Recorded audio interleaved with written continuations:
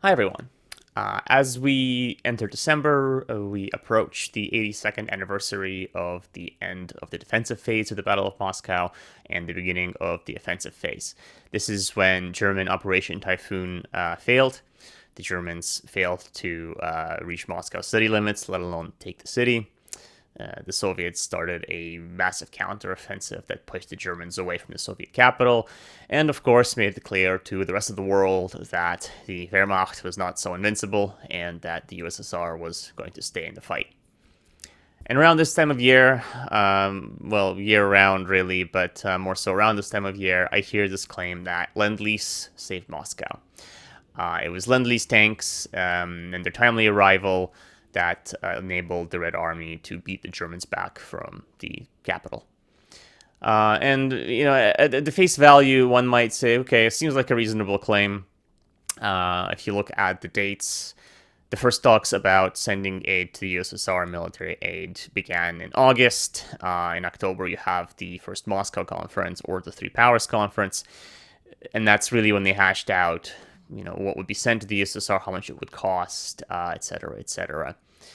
And so, actually, by that point, by early October, you already had Combat PQ-1 left the UK with, among other things, tanks. And so you might say, okay, well, October Operation Typhoon started around early October, so maybe we'll have by the time the Germans get to Moscow, these tanks get from Murmansk down to Moscow, and they can duke it out with the Germans. And it seems reasonable that they would be instrumental.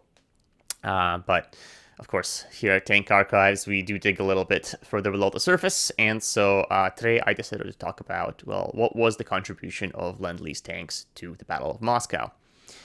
Let's start with the fact that Lend Lease, while commonly used as a catch all term for really any military aid to the USSR, that wasn't actually the case. Lend Lease refers to American aid. So the Lend Lease Act was an American act. It had no effect on British aid whatsoever.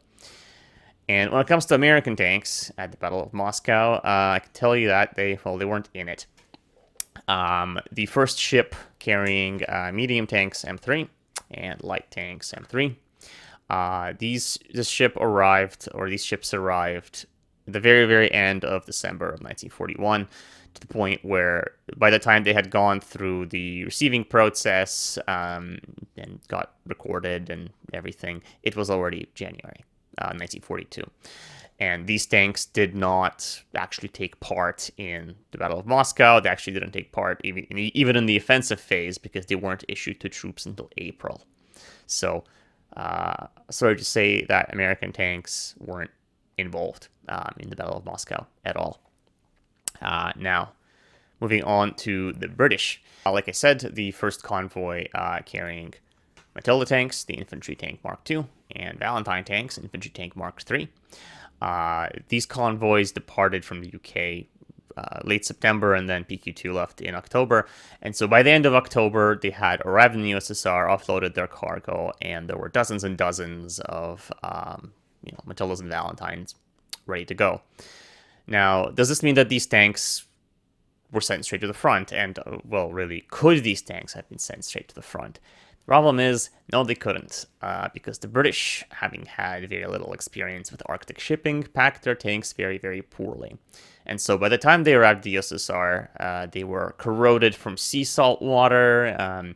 The radiators had been filled with water rather than antifreeze, so they had all burst. The tanks would arrive without not just spare parts, with parts missing, with machine guns missing, with tools missing. So these tanks were not ready for combat whatsoever. And it would take time to get the British to send more parts, get the mechanics to figure out, what they have on hand, what they don't have, restore some of these tanks to a fighting strength.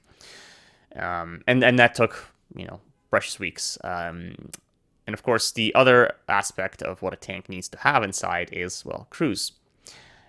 Tank's not much good if it's just an empty shell, so you need to put some crews in it. And of course, you can't take a Soviet tanker who's been training on T-26 or T-34 and just slap them into a British tank. It's very foreign to them in, well, more ways than one.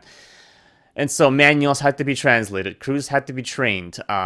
Instructors actually, there were no British instructors in PQ1. British instructors only arrived with PQ2. And so, as a result of all of these delays and all these things that had to be done, and trust me, there was every possibility was explored. Everything that could be expedited was expedited. The Red Army did want these tanks on the front lines as soon as possible, but even so, the very first unit to see service, the very first unit armed British tanks to reach the front lines in the Red Army was only this only happened by November 21st. So this was the 146th Tank Brigade. This was an understrength brigade because only two of its battalions were ready in time. Each of these two battalions had three companies, two of which were armed with British tanks and one of which was armed with Soviet tanks. And so November 21st, cutting it really close for Battle of Moscow. And so by December 6th, by the time the tide had turned, there were actually only two additional battalions, independent battalions, aside from this one brigade sent to the front lines. Now, 4 battalions of tanks might sound like a lot, and without any kind of frame of reference, it's a pointless number.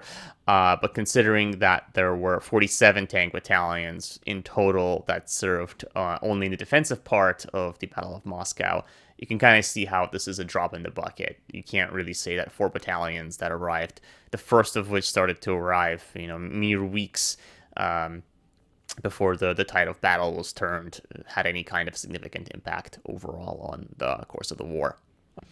All right, now you might say, well, okay, fine. They didn't really play a big role in the defense of Moscow, but surely they played a big role in driving the Germans away from Moscow in defensive phase of the battle after December 6th. And, well, the answer is not really, even maybe to a lesser extent than during the battle, the defensive phase of the battle.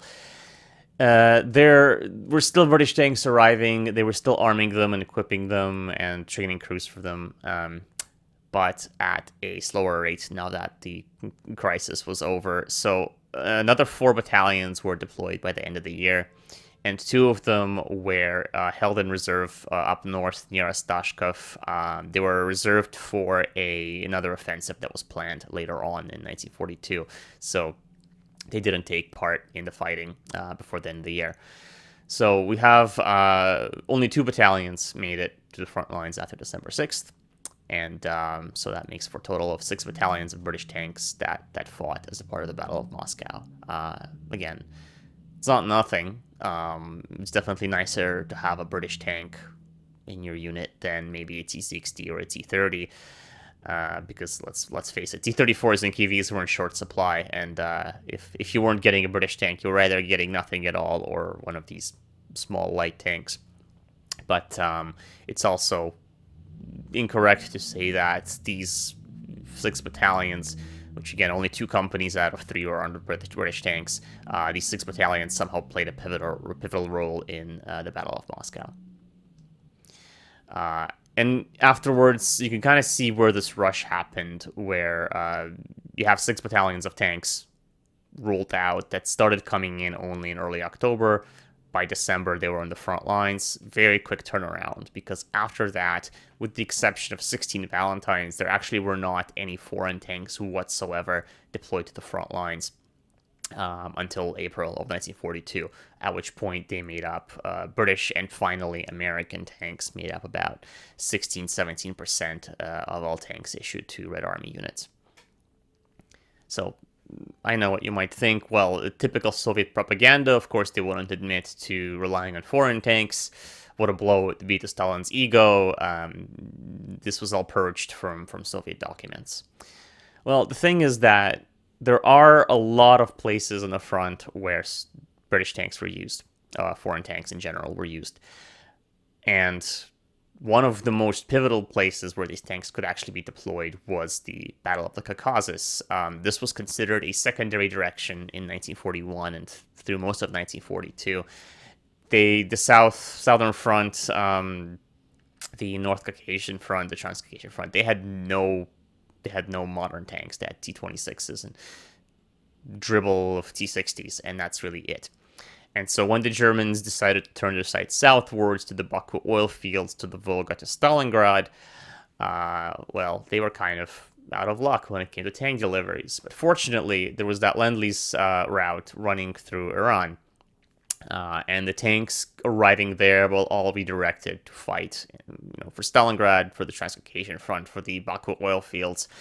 And this is really where Canadian-built Valentine, so Valentine 7, and the American light tank M3 really were key to the defense, because almost all the units arriving on the front lines at the Great Caucasian Mountain Range that was keeping the Germans away from the Baku oil fields, they were almost all armed with these Valentines and M3 lights. So, and this is all reflected in period documents. So there are definitely parts of the Eastern Front. There are times in the Eastern Front where the timely arrival of Lend-Lease American-British tanks played a key and pivotal role.